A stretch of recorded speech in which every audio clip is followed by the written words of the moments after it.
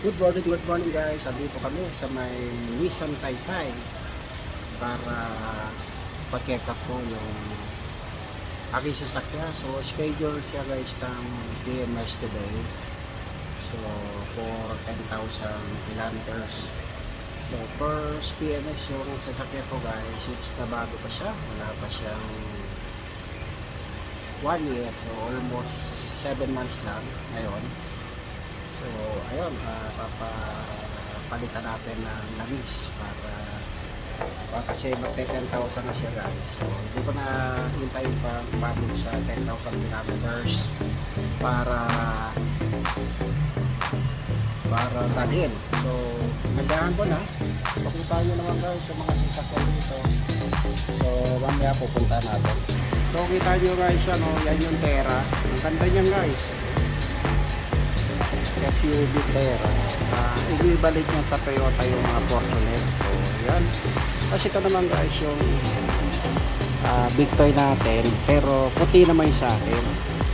So ito guys, model 2024 na raw ito. Kunti lang na bago, pero sa kaha parehas pa rin. Ang nabago lang guys dito yung may nadagdag lang doon sa may instrumentation panel. So makita nyo naman guys yan, yung karga sa likod, 1 ton payload capacity. So mamaya pupuntahan pa natin mga ibang model ng sasakyan dito. At ayan guys, lalapitan natin itong Nissan Terra. Ganda dito guys. Ayan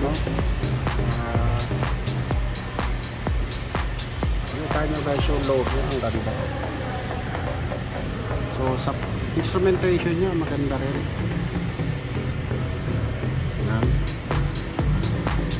Tapos yung gulong nya okay naman. Maganda yung gulong nya guys. Malaki. Siguro mga hindi yung nagkakamali kung hindi 17 to 18 ang rim. So sama nyo ang ating parehas na big toy. Kunti lang na iba. Parehas lang din ng taillight. Ayan, pati emblem pareho lang guys. Yun lang sa akin, may added features na. Kasi ito manual na sinususian to sa akin pinaglagyan natin ng matic. So control na sa remote. Pagbukas hindi ka na magsususi. Pagbukas mo dito. At saka pagbukas mo guys, pwede mo bitawan, hindi siya babagsak agad. So yun yung mga dinagdag ko sa accessories. So yun yung loob lang guys. Ganda. Ganda rin pala ang pula. Ito naman guys yung Libina. Yeah, Libina. Maganda rin, mababa lang, parang Innova pero mas malapad ang konti, tsaka laki. Ang pinakamaganda dito guys, ang ganda ng kwanto, aircon ayan guys ganda.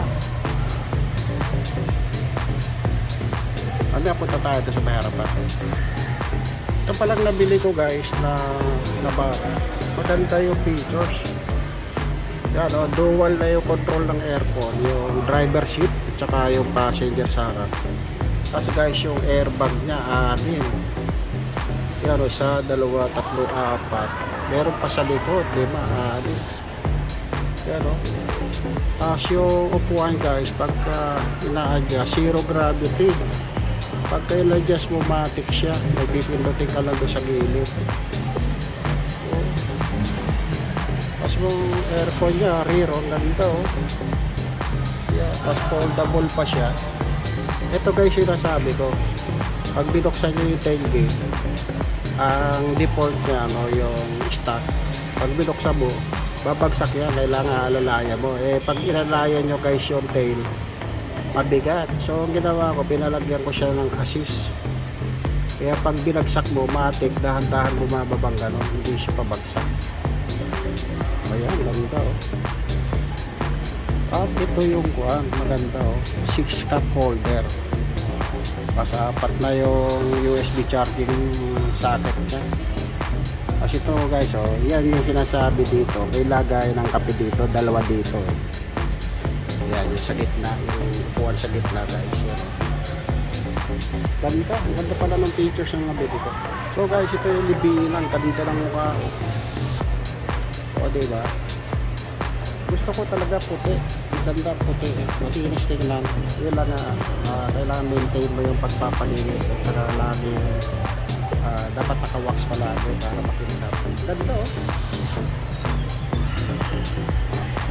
Pero kung may pera ka naman, gusto mo B8, yan. Pwede mo pa-armored yan. Bulletproof, yan. B8. Ito, ang halaga doon ito guys, 5M. Yan.